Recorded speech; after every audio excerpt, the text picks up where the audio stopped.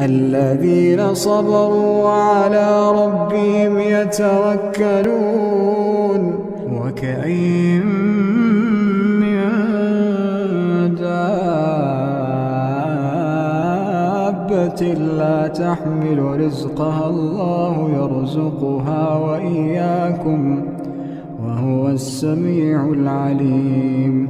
ولئن سألتهم من خلق السماوات والأرض وسخر الشمس والقمر ليقولن الله فأنى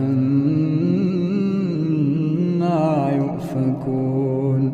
الله يبسط الرزق لمن يشاء من عباده ويقدر له إن الله بكل شيء عليم.